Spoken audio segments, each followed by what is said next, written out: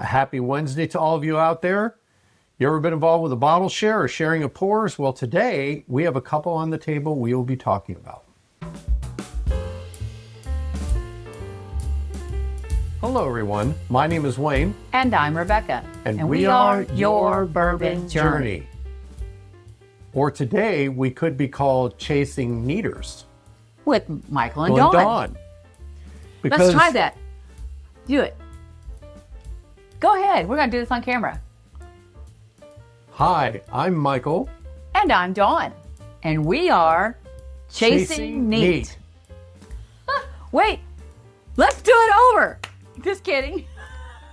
Now, somebody has to be the eye candy Dawn. And obviously, it's me. Yep.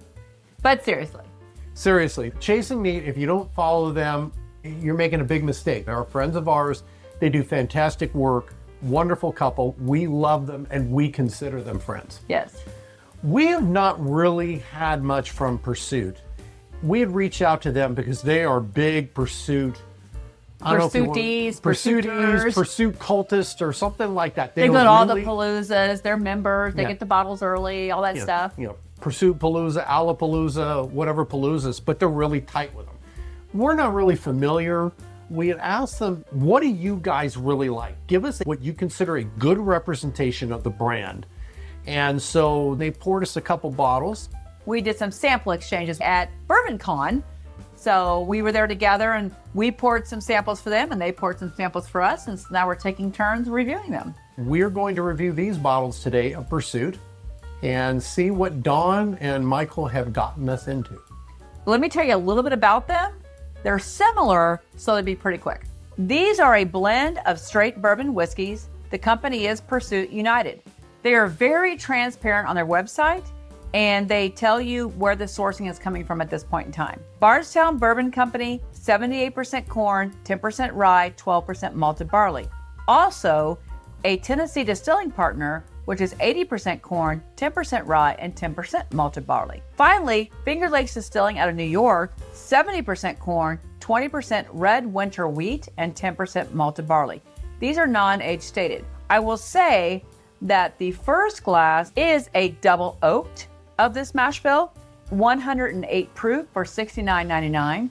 The other one is a triple mash bourbon barrel proof, which is 119.8 proof and $79.99.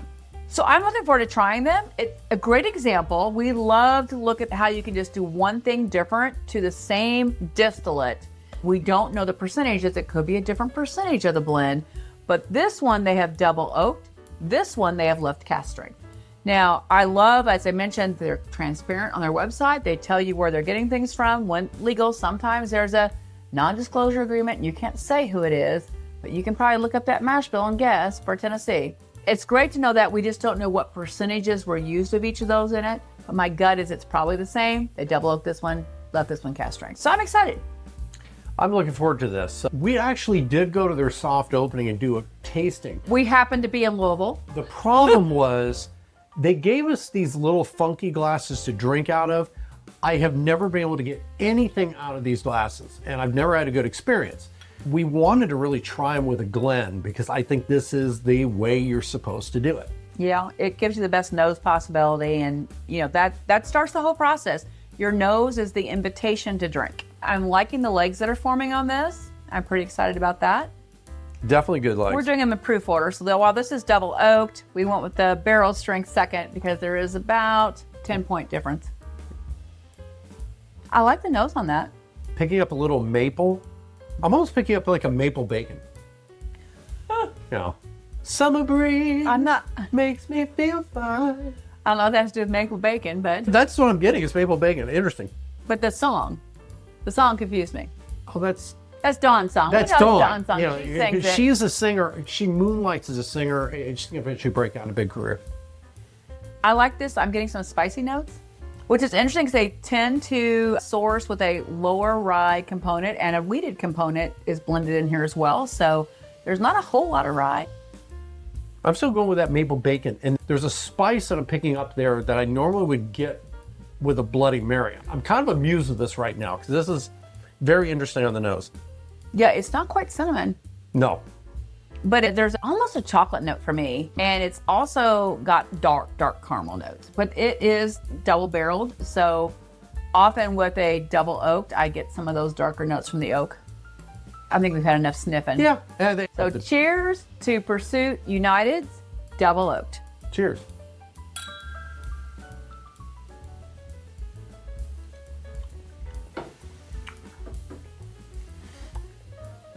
I'm liking that. Not bad. Wow. I'm getting chocolate notes. I'm getting chocolate covered nuts. Wow. I'm loving that. I'm really liking that a lot. Okay, now for me, the nose isn't lining up, but the flavor of it is really good. I'm still getting a little bit of that maple that I talked about. There is a chocolate component, and I agree with peanuts. And I don't know if it's just because you said it, but I said nuts. I didn't component. specify peanuts. Okay, I'm going with peanut. Usually if I get nut, I usually go to peanut. I just hadn't gotten there yet. It probably will be, but it's like chocolate covered nuts. And I'm loving that. And I do think there's almost on the nose, and maybe it's the power of suggestion. I'm almost getting a peanut on the nose now, almost like the type that you would get at a Texas Roadhouse. Like a roasted peanut. Yes. I can see that, but the chocolate covered nut thing, I'm really digging that right now. Okay, you've already won us over on one bottle, you guys. Just saying. That's my catchphrase. I even have a t-shirt that says that, don't I? She does have a t-shirt that just says, just saying. Oh, I like that nose. That's just really good. I like it. I like the finish. The finish is nice and long. What did I say? It's 108 proof? Let me check. It's a very warm, long It's 108 finish. proof, which is kind of in that 108 is in a zone for a lot of people, 105 to 110, which is their sweet spot. I love the double oak notes. It's not over oaked. It's not. I still think it's funny that I picked up like maple bacon to begin with. The oak's what's bringing in that chocolate note and probably the peanut as well. I'm liking that a lot. Yeah, this is a pretty good bottle. Finger Lakes, I think, is out of the New York distillery. That has soft red winter wheat. Sometimes soft winter red wheat for me brings in nutty notes. So I'm not surprised. And the finish is really long. The whole time I'm chattering here, the finish is there. It's warm. It's not burning. It's comforting. I'm getting nice, sweet oak notes on the finish. The only drawback for me is I'm getting a tad bit of ethanol, and maybe as I sit on this more, it'll change. But I'm getting that, which is making it a tad bit hotter. And I'm not saying it's overly hot. You talking about the finish? Yeah. It's not registering well with me, but so far everything else I've really liked with it. Yeah, the finish, it could be little notes of black pepper for me. That might be the warmth you're getting.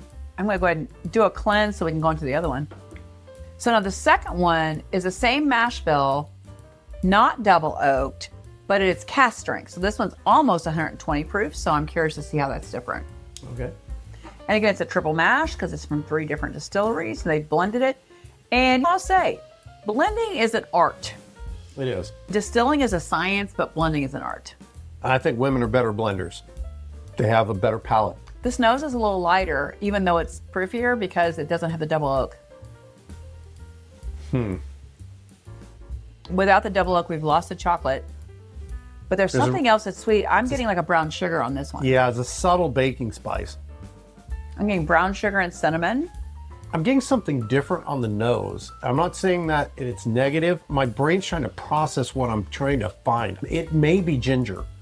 I just want to say that this one had legs. This one is massive legs. This is much leggier, much more viscosity than the first one, which is interesting to me, probably because it's cask strength. Well, it does make sense because Michael is a leg man. Well, you guys are the eye candy of the channel. I mean, Dawn and I don't know why. We're just here. No, they're the brains and experience and the talent. We just have to. We're the numbers in the spreadsheet. Michael and I have to add the sex appeal. Somebody's got to do it, and it's certainly us.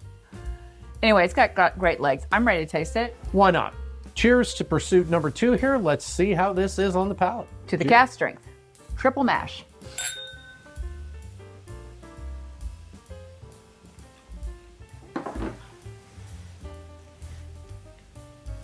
Some of those wheat notes are coming forward for me on this one now, which I'm liking. I don't know what it is, but I almost feel like I'm drinking a different version of Jim Beam because I'm getting a lot of peanuts on this. I'm getting roasted nuts. I don't have as many nuts as I did on the first one. The first one was nuttier to me. I'm trying to cleanse my palate, so I want to do this again, but I feel like I'm drinking kind of a proof down Booker's in a way, with a little bit of a different profile, but the peanut part.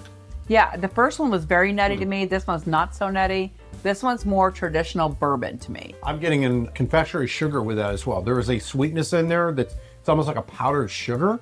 Yeah, it's funny because on the nose, I got brown sugar, but on the palate, it's more confectionery. So I agree with you. For once, I don't know, close to being right. I don't know. I do like that. And the nutty is coming forward again.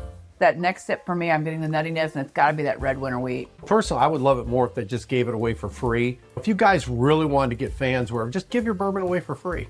I do think it's a good price point. This is $70, and this is $80. That's a good price point for something like this. That's one thing for me off the top of my head that I really like. I think their price points are outstanding. I could go over bottles that we have in our room that we paid twice as much as these go for, that I don't like as much as what I'm tasting. Yeah, we knew that Michael and Don had a lot of pursuits, so pick your two favorites, send them to us because we want to give them a fair shot. Super nice guys, and their new facility in Louisville is absolutely gorgeous. We're so happy about them doing that and excited for their business. And it's a big leap from doing podcasts, to be honest. So we were hopeful to really like this, and we do. Yes, it's very good. Of the two of them, yes, I buy that one. It's a no-brainer. One of these is supposed to be Don's favorite. One was we don't know which one's which, but I'm just going to tell you the Double Oak is my favorite. The Double Oak, I would buy all day and twice on Sunday. And Sunday. I'd probably get a backup. I am still going back to this. I love the Double Oak. It is amazing. I'm still getting a maple bacon component with a cayenne pepper. And then with chocolate-covered peanuts. That's really good. I like the cask strength as well. I think it's very good. For the price point, I'd probably get a bottle of that, but I'd probably get two of this before I get one of those. I like them both. I can't do your lap, Dawn. I tried. They're such a cute couple. And in what we do, there's not a lot of bourbon couples out there. And that's one of the things that we really like about them. Plus, they're really genuinely friendly, honest, and caring people. We got to spend time with them at Bourbon Con and Bourbon Fest. And they're friends. They're friends. Yeah, they're friends. If you're out there, encourage you to follow them because you want people that are genuine, relaxed, that really give you the scoop on what they're drinking. Yeah, they're genuine people that care about people, and I really love them. Yep. Look forward to seeing them on the next thing we do. Yeah, we're hoping they come out for Barbecue and Barrels. We're hoping for Barbecue and Barrels in May. Barrels. Hint, hint. Dawn. And anyone else watching, Barbecue and Barrels in Owensboro, Kentucky is a great event that's highly overlooked. So with that, I'm going to raise my glass to what is my favorite. Now, same. Dawn and Michael, let us know whose favorite of these two this one is. They're both great, but this one here just hits too many notes for me. It's really, really good. It's singing. And I want to thank you because what you guys have done, and if the Bourbon Pursuit guys were to ever see this, what these two have done is make us fans of your brand. And that's what people can do when they start sharing pours with each other and just being kind.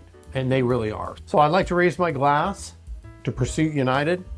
You're doing a really good job. I'm really impressed. And I'm very thankful that Dawn and Michael allowed us an opportunity to truly get a good taste of what you make, because this is an outstanding pour.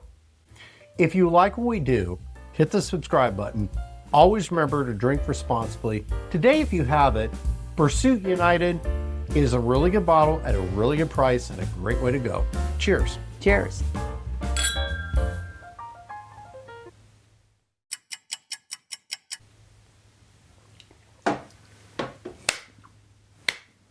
Done. You almost hit me. I don't know. We're done.